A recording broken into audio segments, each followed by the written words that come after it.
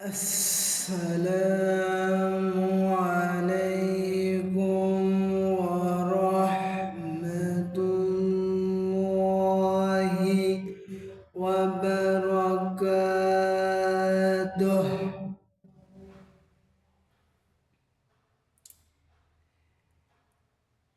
إن الحمد لله الأقرب الذي خلق الإنسان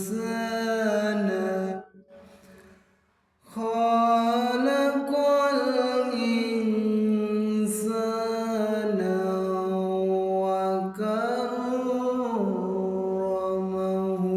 وعلمه من البيان ما ألم يعلم.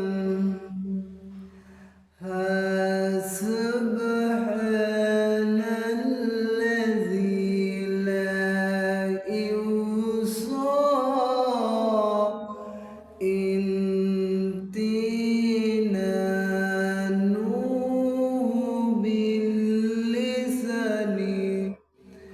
ولا بالقلم. نشهد أن لا إله إلا الله ونشهد أن محمدا عبده ورسوله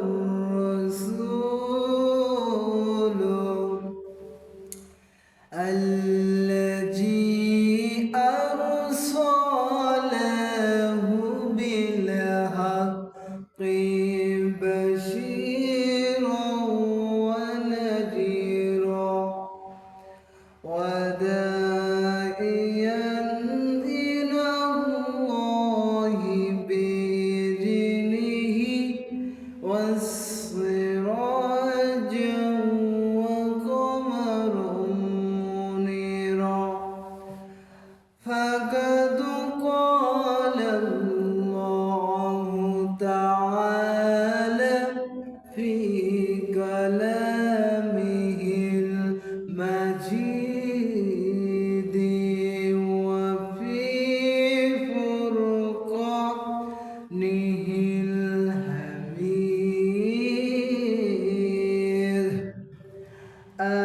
أعوذ بالله من الشيطان الرجيم. بسم الله الرحمن الرحيم. يا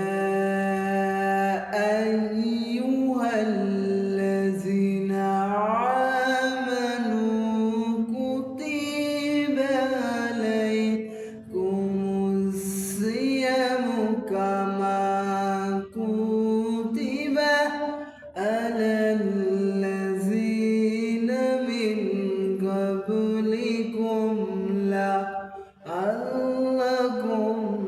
تتقون.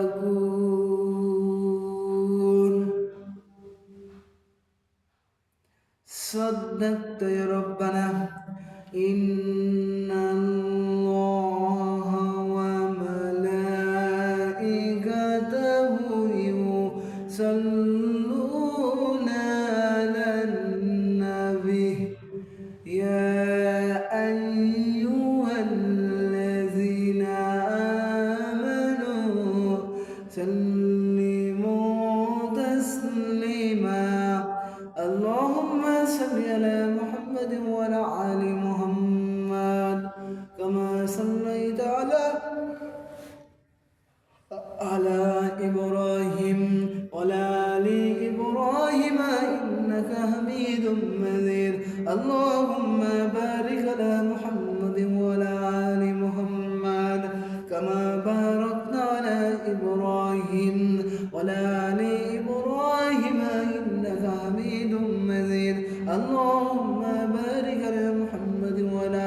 محمد كما باركت على إبراهيم وعلى آل إبراهيم إنك حميد مجيد الحمد لله বাংলাদেশের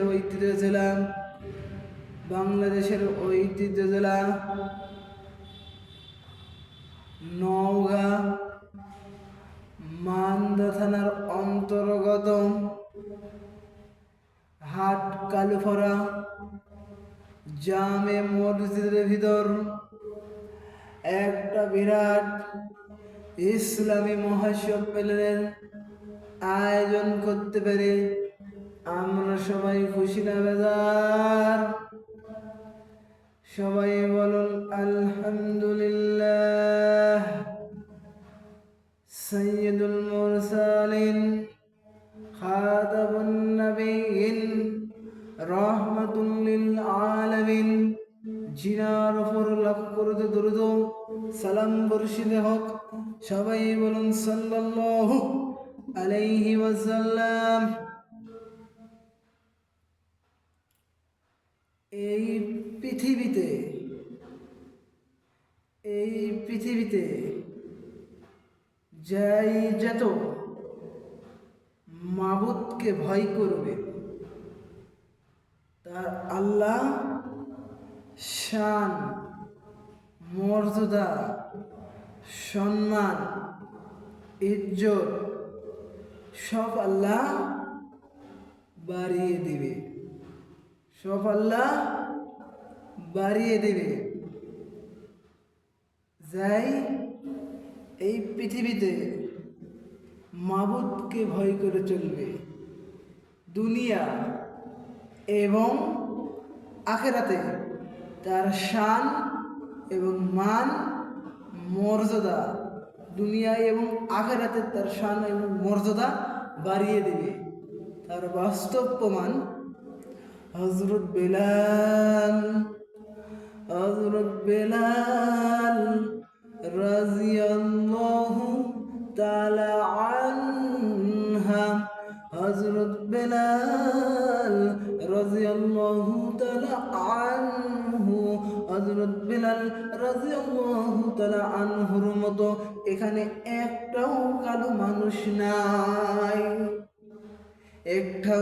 এখানে একটাও হযরত বেলালের মতো কালো মানুষ একটাও নাই।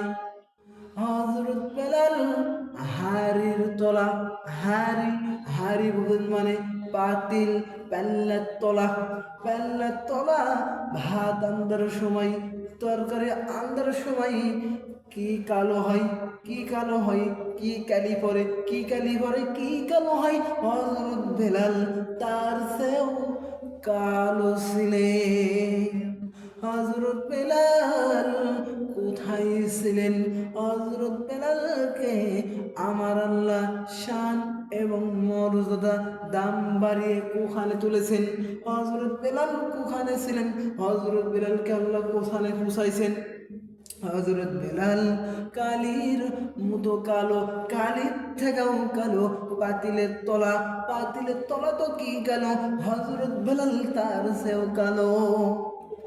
হযরত বেলাল স্পষ্ট হবে কথাটাও বলতে পারতেন না, হযরত বেলালের স্পষ্ট হবে কথাও বলতে পারতেন না, এমন কথাও স্পষ্ট হতেন না হযরত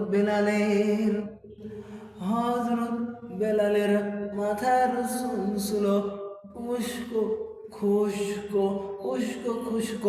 হযরত বেলালের দাঁত ছিল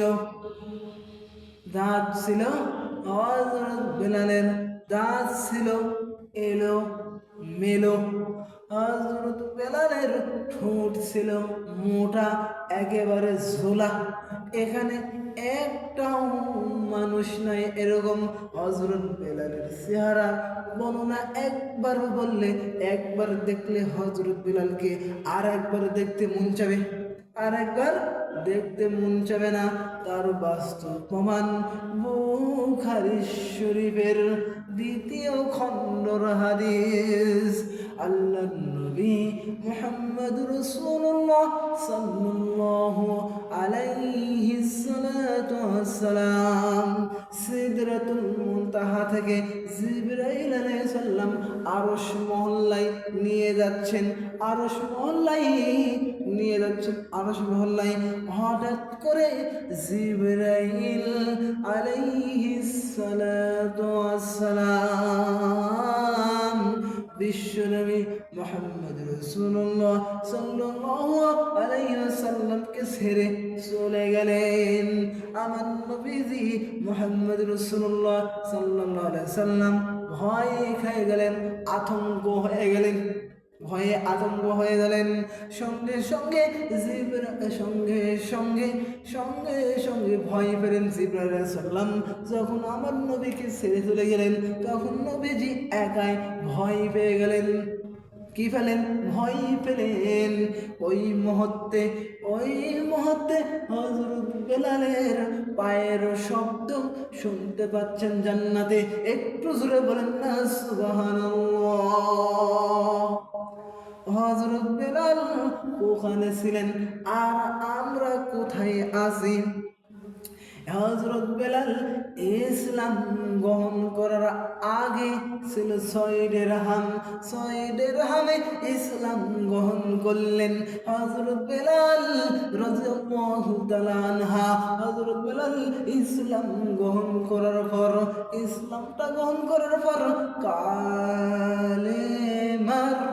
কালেমা ভিতরে নিয়েছেন, লা ইলাহা ইল্লাল্লাহ মুহাম্মাদুর রাসূলুল্লাহ, লা ইলাহা ইল্লাল্লাহ মুহাম্মাদুর রাসূলুল্লাহ, আল্লাহু আকবার, আল্লাহু আকবার। ভিতরে কি নিয়েছেন? ভিতরে নিয়েছেন। আল্লাহ তার মর্যাদা, হযরত বেলাল করেছিলেন, তার মর্যাদা কত বাড়িয়ে দিয়েছেন। একটু জোরে বলেন না সুবহানাল্লাহ। একটু জোরে বলেন সুবহানাল্লাহ। হযরত বেলালের কত দাম! হযরত বেলাল কোথায় ছিলেন? আর কোখানে পাসার, আর কোথানে পাসায়া দিল হযরত বেলালের শান এবং মর্যাদা, দাম আমার আল্লাহ বাড়িয়ে দিয়েছেন। একটু জোরে বলেন না সুবহানাল্লাহ। হযরত বেলাল এর জান্নাতে নবীজি পায়ের শব্দ শুনতে পাচ্ছেন। হযরত বেলালের পায়ের শব্দ জান্নাতে শুনতে পাচ্ছেন, হযরত বেলালের পায়ের শব্দ শুনতে পাচ্ছেন। বিশ্বনবী মুহাম্মদ রাসূলুল্লাহ সাল্লাল্লাহু আলাইহি সাল্লাম মেরাজ থেকে যখন দুনিয়ায় ফিরে আসলেন, সিদরাতুল মুনতাহা থেকে আরশ মহল্লায় যাবেন। যখন জিবরাইল আলাইহিস সালাম নিয়ে যাবেন, তখন হঠাৎ করে জিবরাইল আলাইহিস সালাম চলে গেলেন। হযরত নবী, আমার নবী বিশ্বনবী মুহাম্মদ রাসূলুল্লাহ সাল্লাল্লাহু আলাইহি সাল্লাম কি পেলেন? ভয় পেলেন। হঠাৎ করে হযরত বেলালের জান্নাত থেকে হযরত বেলালের পায়ের শব্দ শুনতে পাচ্ছেন। যখন আমার নবীজি দুনিয়ায় ফিরে এলেন, মেরাজ থেকে ফিরে এলেন, তখন বেলালকে বলেছেন, ও বেলাল। যখন আমার নবীজি কি করলেন? মেরাজ থেকে ফিরে আসলেন। কি করলেন? ফিরে আসলেন। তখন বেলালকে বলছেন, ও বেলাল, গোপনে কি আমল করো, আমাকে একটু কি বলা যাবে? ও নবীজি, আমার আগে পিছে আমল যা কিছু সব তো আপনি জানেন। আমার কিছু আমল নাই। আমার যখন অজুটা কি হয়ে যায়, নষ্ট হয়ে যায়, তখন আমি রুজু করি। অজু করার সঙ্গে সঙ্গে তাহিয়াতুল অজুর 2 রাকাত সালাত কায়েম করি। একটু জোরে বলেন না সুবহানাল্লাহ। একটু জোরে বলেন সুবহানাল্লাহ। ও বেলাল, নবীজি বলছেন, ও বেলাল, তুমি এই আমল কোনোদিন ছাড়বা না, এই আমল করবা। তার বাস্তব প্রমাণ হযরত বেলালের এত দাম, হযরত বেলালের এত দাম। হাদিস শরীফ, বুখারী শরীফের হাদিস, দ্বিতীয় খণ্ডের হাদিস, তার উপরে বিশ্বনবী মুহাম্মদ রাসূলুল্লাহ সাল্লাল্লাহু আলাইহি সাল্লাম মুর্শিদে নববী, মুর্শিদে নববীর ইমাম, মুর্শিদে নববীর ইমাম, মুর্শিদে নববীর ইমাম। আর হলো হযরত বেলাল হলো মুয়াজ্জিন। হযরত বেলাল প্রত্যেক দিন আযান দেয়, 5 ওয়াক্ত আযান দেয়। সাহাবায়ে কেরাম আয়েশা বলছেন, হে নবী, নবী, এ নবীকে নিয়ে সাহাবায়ে কেরাম পরামর্শ করছেন। পরামর্শ করতে করতে হযরত বেলালকে বাদ দিয়ে ফেলেন।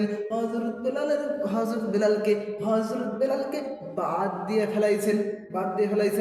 হযরত বেলালকে বাদ দিয়ে ফেলেছেন। সাহাবী কেরামরা নবীজিকে নিয়ে পরামর্শ করছেন, হযরত বেলালকে, এ নবী, আপনি হলো মুয়াজ্জিনের দায়িত্ব দিয়েছেন, আপনি মুয়াজ্জিনের কি দিয়েছেন? চাকরি দিয়েছেন, আপনি একটা দায়িত্ব দিয়েছেন। হযরত বেলালের আযান স্পষ্টভাবে হয় না। আশহাদু আল্লাহ ইলাহা ইল্লাল্লাহর জায়গায় আশহাদু হয়ে যায়। হযরত বেলালের আযান স্পষ্ট হয় না, হযরত বেলালকে বাতিল করতে হবে। সাহাবায়ে কেরামের পরামর্শ, হযরত বেলালকে নবীজি বাতিল করলেন। নবীজি বলছেন, ও বেলাল, তোমার এসব নামাজ পড়ার পর ফজর সময় আর আযান দেওয়ার আসতে হবে না, নতুন মুয়াজ্জিন নিয়োগ দেওয়া হবে। সব সাহাবায়ে কেরাম নামাজ পড়ে চলে গেলেন। নবীজি নামাজ পড়ে চলে গেলেন। হযরত বেলাল মসজিদ থেকে বের হয় না, আর মসজিদ থেকে বের হচ্ছেন না। হযরত বেলাল রাদিয়াল্লাহু তাআলা আনহা, হযরত বেলাল রাদিয়াল্লাহু তাআলা আনহা সারা রাত কন্দন করছেন। তাহাজ্জুদ নামাজ পড়লো। তাহাজ্জুদ নামাজ পড়ার পর 2 হাত তুলে আল্লাহর কাছে দোয়া করছেন, ও আল্লাহ, আমাকে কালো করে বানাইছেন, এটা তো দোষ আপনারই। আমার চুলগুলো করেছেন এলোমেলো, দুষ্ট আপনারই, দোষ আপনারই। আমার কথা স্পষ্ট, আমি স্পষ্টভাবে কথা বলতে পারি না, দুষ্ট আপনারই। আমার দাঁতগুলো এলোমেলো, দুষ্ট আপনারই। আমার ঠোঁটগুলো ঝোলা মোটা, দুষ্ট আপনারই। চেহারার বর্ণনা এটা দিয়েছেন আপনি আল্লাহ। আপনার সৃষ্টির উপর যারা ভুল ধারণা করে, আপনার সৃষ্টিকে জানে না, খেল তামাশা করে, আপনার সৃষ্টি নিয়ে কি করে? আপনার সৃষ্টি নিয়ে খেল তামাশা রং তামাশা করে। হে আল্লাহ, আপনার সৃষ্টি নিয়ে আপনার সৃষ্টির উপর যারা ভুল ধারণা করে, আল্লাহ আমার দোয়া কবুল করুন। হযরত বেলালের দোয়া আল্লাহ কবুল করে নিয়েছেন। হযরত বেলালের দোয়া আরশে পৌঁছায় গেছেন। হযরত বেলালের দোয়া আরশে পৌঁছে গেছেন। আল্লাহ আমার দোয়া কবুল করো। আর যারা আপনার সৃষ্টির উপর যারা ভুল ধারণা করে, আমাকে মসজিদে নববীতে দেখে, মসজিদে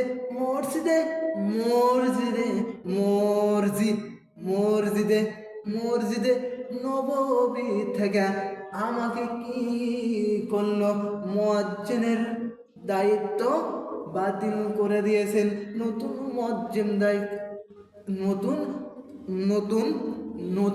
মুয়াজ্জিন নিয়োগ করা হয়েছেন। হে আল্লাহ, আমার দোয়া কবুল করো, আমার দোয়া কবুল হলো। আল্লাহ, আপনি তো আমাকে সৃষ্টি করেছেন কালো হিসাবে, আমাকে সৃষ্টি করেছেন, এই দোষটা আপনারই।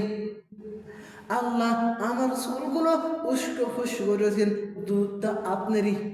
আমার দাঁতগুলো করছে এলোমেলো, দুষ্ট আপনারই। আল্লাহ, আমার দাঁতগুলো এলোমেলো করেছেন, দুষ্ট আপনারই। আল্লাহ, আমি স্পষ্টভাবে কথা বলতে পারি না, দুষ্ট আপনারই। আল্লাহ, আমার ঠোঁটগুলো মোটা, আমার ঠোঁটগুলো ঝোলা, দুষ্ট আপনারই। আল্লাহ, আপনার সৃষ্টির উপর যারা ভুল ধারণা করেছেন, ভুল ধারণা করে আমার মসজিদের নববীর থেকে মসজিদ মসজিদে নববী থেকে আমার মুয়াজ্জিনের চাকরি যারা বাতিল করলো আল্লাহ, আমি মামলা দিলাম, আমি বিচার ছাড়া আমি বিচার চাই, আমি বিচার চাই, আমি বিচার চাই। আল্লাহ আমার দোয়া কবুল করেন। হযরত বেলালের দোয়া আরো সে বুঝে গেছেন, হযরত বেলালের দোয়া কবুল হয়ে গেছেন।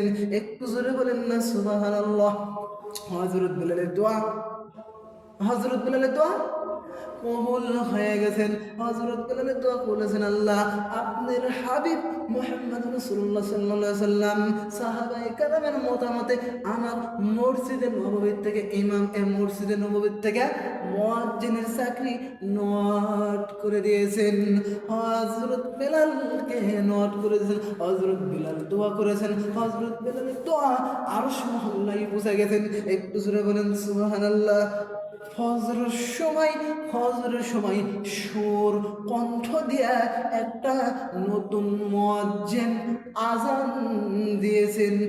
এই যারা মহল্লায় বসবাস করেন, যারা সমাজে, যারা পাড়া মহল্লায় বসবাস করেন, তারা সবাই আজান শুনতে পেয়েছেন, আজান শুনতে পেয়েছেন। কিন্তু আজানটা আরো সে পৌঁছে নাই, আজানটা আরো সে পৌঁছে যায় নাই, আজান আরো সে পৌঁছেনি। সঙ্গে সঙ্গে জিবরাইল জিবরাইল সাল্লাম বলছেন, হে নবী আজকে আজান হয়নি, আজকের আজান ভুল, আজকের আজান ভুল। কে দিয়েছেন? নবীজি। কে আজান দিয়েছেন? আজকে একটা নতুন মুয়াজ্জিন নিয়োগ করা হয়েছে, নতুন মুয়াজ্জিন আজান দিয়েছেন, আজান তো দেওয়া হয়েছে না, আজকের আজান ভুল। মহান আল্লাহ আমার হযরত বেলালের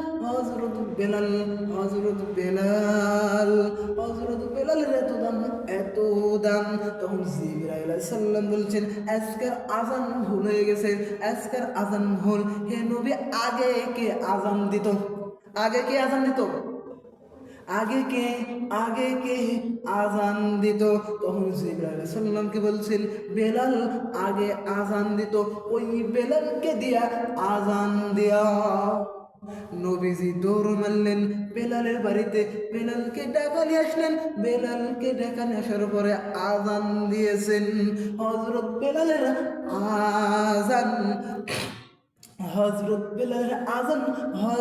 বেলালের আজান মহান আল্লাহ আরশ থেকে বসে বসে শুনেন। আকাশ এবং জমিনে যা কিছু আছে, আকাশ জমিনে যা কিছু আছে সবাই বেলালের আজান শুনেন। আকাশ এবং জমিনে যা কিছু আছে সবাই বেলালের আজান শুনেন। আকাশে যা ফেরেশতা আছে হযরত বেলালের আজান শুনেন। সিদরাতুল মুনতাহা যা ফেরেশতা আছে হযরত বেলালের আজান শুনেন। আরশ মহল্লায় যে ফেরেশতা আছে সব আজান শুনেন। আরশ মহল্লায় থেকে আমার আল্লাহ হযরত বেলালের আজান শুনেন। হযরত বেলালের আজান শোনার পর যতগুলো ফেরেশতা আছে আকাশ মহল্লায়, আকাশ সিদরাতুল মুনতাহা, আকাশে সিদরাতুল মুনতাহা, আরশ মহল্লায় যা কিছু ফেরেশতা আছে সবাই হযরত বেলালের আজান শোনার পর আমার আল্লাহকে সিজদা করে। একটু জোরে বলেন না সুবহানাল্লাহ। হযরত বেলালের এত দাম মহান আল্লাহ শুনেন। মহান আল্লাহ হযরত বেলালের আজান শুনেন। ফেরেশতা, আসমানের ফেরেশতারা আজান শুনেন, তারপর জমিনের ফেরেশতারা আজান শুনেন, তারপর সিদরাতুল মুনতাহার ফেরেশতারা আজান শুনেন, আরশ মহল্লার ফেরেশতারা আজান শুনেন। মহান আল্লাহ আজান শুনেন, মহান আল্লাহ বেলালের আজান শুনেন। তারপরে বেলালের আজান শোনার পর সবাই আমার আল্লাহকে সিজদা করে। একটু জোরে বলেন সুবহানাল্লাহ। আমার আল্লাহ তখন সিজদা করে। তখন আমার আল্লাহকে ফেরেশতারা সব ফেরেশতারা তখন সেজদা করে বেলালের আযান শোনার পর, ও নবী ভুল হয়েছেন। তো যেই বেলাল আযান দিয়েছে মসজিদে নববীতে, বেলালের কাছে যে বলছেন, ও বেলাল, আপনাকেও আমরা ভুল ধারণা করেছি, আপনাকে আমরা ভুল ধারণা করেছি। ও বেলাল, তুমি এত দামি হয়ে গেছে, এত দামি হয়ে গেছো আল্লাহর কাছে। ও বেলাল, তুমি যাও যাও যাও মসজিদে নববীতে আযান দাও, আযান দাও, আযান দাও। আযান দেওয়ার পরে গানটি সকাল হয়েছে পৃথিবীতে। হযরত বেলাল মসজিদে নববীতে আযান যদি না দিত, তাহলে কিয়ামত পর্যন্ত আযান পৃথিবীতে হতো, কিন্তু সকাল হতো না।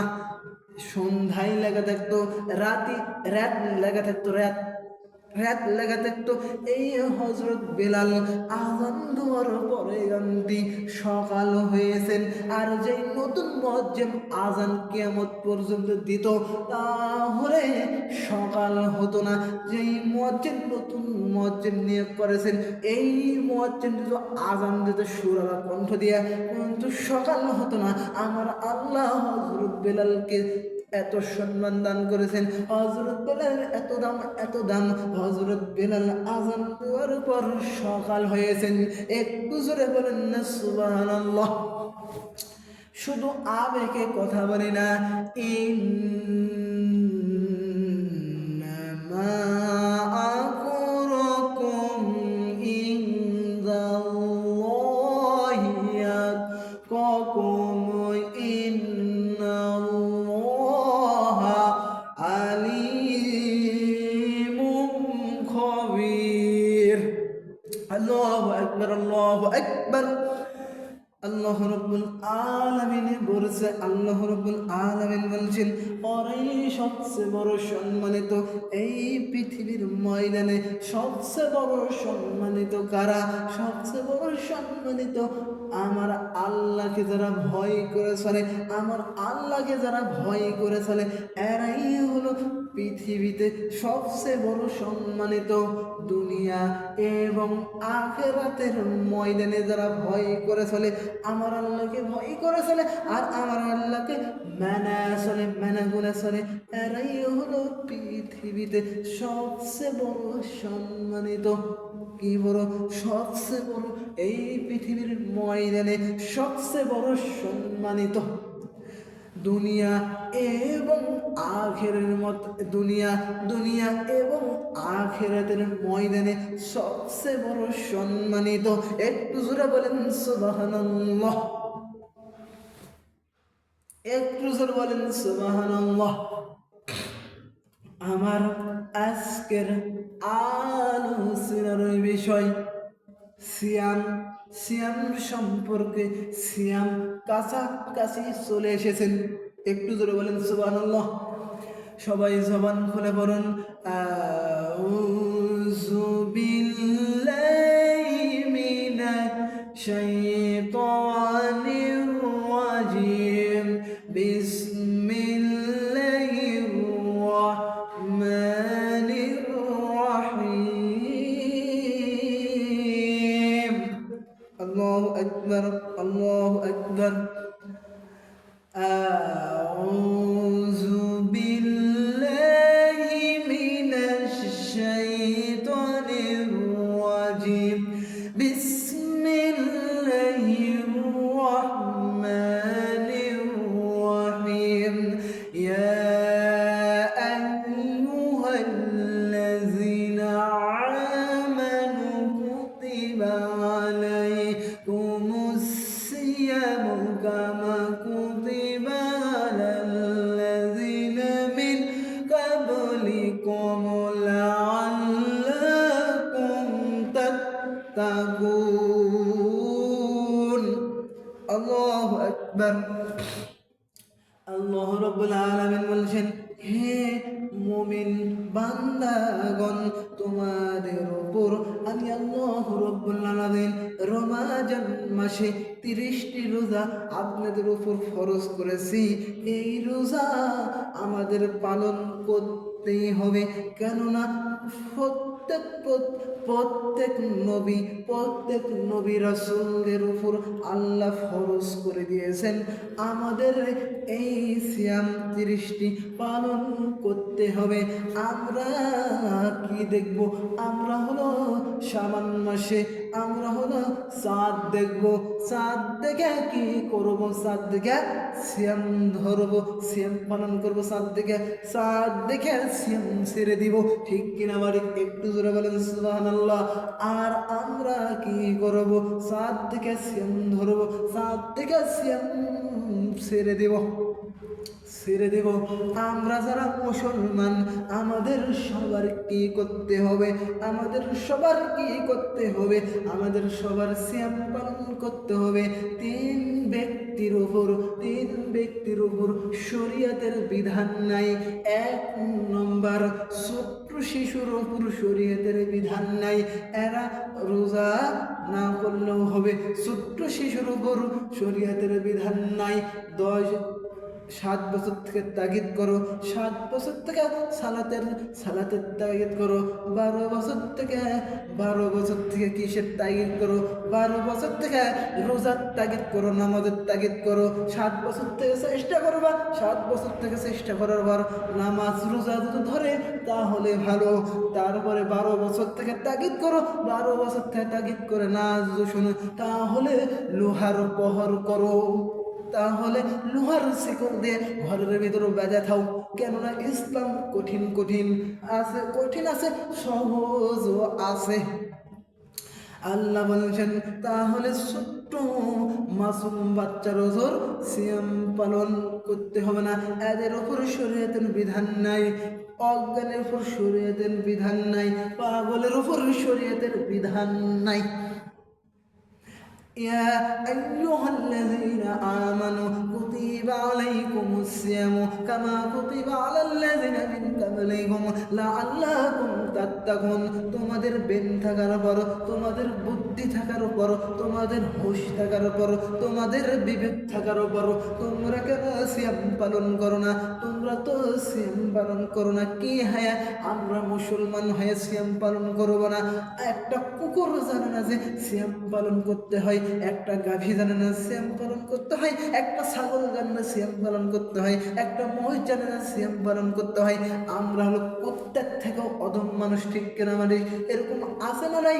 রমজান মাস আসলে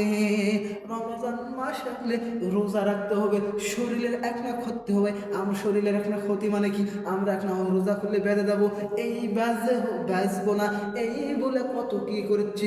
আমরা তো ঘরের ভিতরে লুকাইয়া ভাত খাচ্ছি। আমার আল্লাহ, এই পৃথিবীর মানুষকে ফাঁকি দেওয়া হচ্ছে, কিন্তু মহান আল্লাহকে ফাঁকি দেওয়া হবে না। মহান আল্লাহকে ফাঁকি দিতে পারছি না। তুমি ঘরের ভেতরে ভাত খাচ্ছ না, তুমি হলো পায়খানা খাচ্ছ। তুমি কি খাচ্ছ? তুমি গু খাইয়া ফেলাচ্ছেন, ঠিক কিনা বাড়ি? রমজান মাসে তুমি তো গু খাচ্ছ, তুমি তো ভাত খাচ্ছ না, রোজার মাস যারা আমরা পেয়েছি, এই রোজার মাস 11 মাসে যা পাপ করেছি, এই পাপ যদি ক্ষমা না করে নিতে পারি, আমাদের থেকে বড় পাগল আর কেউ দুনিয়াতে নাই। আল্লাহ বলছেন এরা সব ধ্বংস হয়ে যাক যারা জীবনের পাপগুলো গুনাহ ক্ষমা করে নিতে পারল না। এরা হলো সবচেয়ে বড় পাগল, আর এরা হলো সব পাগল ধ্বংস হয়ে যাক। এইগুলো পাগলকে আল্লাহ বলছেন সব ধ্বংস হয়ে যাক। এই পাগলগুলোকে ধ্বংস হতে বলছে। কেননা এদের বিবেক আছে, মাথায় মগজ আছে, বুদ্ধি আছে, জ্ঞান আছে, সব থাকার পরে আমরা সিয়াম পালন করছি না। কেননা সিয়াম পালন করতে হবে, প্রত্যেক নবী রাসূলদের উপর সিয়াম পালন করতে হয়েছে, আমাদেরও সিয়াম পালন করতেই হবে। আমাদের করতেই হবে। আমরা যেন সিয়াম পালন করি, আমাদের সিয়াম পালন করতে হবে, আমাদের সিয়াম অবশ্যই পালন করতে হবে। ইয়া আইয়ুহাল্লাযীনা আমানু কুতিবা আলাইকুমুস সিয়াম কামা কুতিবা আলাল্লাযীনা মিন ক্বাবলিকুম লাআল্লাকুম তাত্তাকুন। মিয়া মানুষের যখন হায়েজ হয়েছে, নেফাস হয়েছে, সেই দিন কি করতে পারে? রোজা করতে পারবে না। যখন ওই জিনিস অসুখটা ভালো হয়ে যাবে, অসুখ ভালো হয়ে গেলে ওই রোজাটা পালন করে নিতে হবে। আমরা যখন দেশ বিদেশে সফরে থাকবো, ওই সফরে থাকলে রোজা পালন করতে হবে না। কিন্তু এই রোজাটা যখন আমাদের সফর শেষ হয়ে যাবে, যখন আমরা সফর ছেড়ে চলে আসবো বাড়িতে, তারপরে যেই 30টা রোজা যদি গাবি হয়ে যায়, ওই 30টা রোজা আমাদের পালন করতে হবে। তাও আল্লাহ বলে না যে তোমার রোজা করো না, তুমি রোজা করো না, নামাজ পড়ো না। আল্লাহ এইগুলো তো কোনো ছাড় নাই, অবশ্যই আমাদের করতে হবে। একটা রোজা যদি গাবি করা হয়, তাহলে কয়টি মিসকিনকে খেলাতে হবে? 60টি মিসকিনকে খিলাতে হবে। দুইটি করলে 60টি মিসকিনকে খিলাতে হবে। দুইটি করলে কয়টি? দুইটি করলে। আর একটি করলে 30টিকে খিলাতে হবে, আর দুইটি করলে 60টিকে খিলাতে হবে। তিনটি করলে 90 জনকে খিলাতে হবে। 4টি করলে 4টি যদি আমি হয় 120 জন মানুষকে খিলাতে হবে। দাওয়াত দিয়ে অবশ্যই আপনার খিলাতে হবে। আপনার ছাড়া বড় পাগল, এর থেকে বড় পাগল আর কেউ নাই। আপনার সিয়াম পালন করতে হবে। আপনাকে আল্লাহ সেই সিয়াম দিয়েছেন, সেই সিয়াম পালন করতে হবে। আর আমরা যদি সিয়াম না পালন করি, আপনারা নিজের বিবেকের উপর আপনারা কি করছেন? নিজের বিবেকের উপর আপনারাই হত্যা করেছেন। আপনারা প্রত্যেক গুমরাহি হবে জাহান্নামী। আপনারা পথভ্রষ্ট হয়েছেন। আপনাদের ওপর সিয়াম পালন করেছেন, আপনাদের আল্লাহ সিয়াম ফরজ করেছেন। আমরা কেন সিয়াম পালন করব না? আচ্ছা, আমাকে নির্ধারিত টাইম দিয়েছেন, জোহরের আজান দিবে এখন কিছুক্ষণ পর। আমাকে যেই নির্ধারিত সময় দেওয়া হয়েছে, এই নির্ধারিত সময়ে আমার বক্তব্য এখানে শেষ করছি। আমার বলা করার ভেতরে ভুলটি কিছু হয়ে থাকে, আমাকে নিজ মনে ক্ষমা করে দেবেন। আমার কথা এক না করা, আমার কথা এক না আগুন লাগার মতো, আপনারা কিছু মনে করবেন না। আমার কথা এরকমই, তো আপনারা আমাকে নিজ মনে ক্ষমা করে দেবেন। আমার ওয়াজ যদি ভালো লেগে থাকে, আপনারা আবারও দাওয়াত নিয়ে আসতে পারবেন হাট কালুপাড়া জামে মসজিদের ভেতর। আপনারা আবারও আমাকে দাওয়াত দিয়ে নিয়ে আসতে পারবেন। তো আমার বলা করার ভেতরে ভুলটি কিছু হয়ে থাকে, নিজ মনে ক্ষমা করে দেবেন। ছোট্ট মানুষ, এলেম কালাম যোগ্যতা কিছু নাই, তো আমার জন্য দোয়া করবেন। আল্লাহ যেন এলেম দান করে, এলেমে বরকত দান করে, কথা বলার ক্যাপাসিটি, হিকমত সব কিছু আল্লাহ যেন আমাকে দান করে। তো এই বলা করার ভিতরে ভুলটি কিছু হয়ে থাকে, আপনারা নিজ মনে ক্ষমা করে দেবেন। সুবহানাকা আল্লাহুম্মা ওয়া বিহামদিকা আশহাদু আল্লা ইলাহা ইল্লা আনতা আস্তাগফিরুকা ওয়া আতুবু ইলাইক। আসসালামু আলাইকুম ওয়া রাহমাতুল্লাহি ওয়া বারাকাতুহু। আসসালামু আলাইকুম।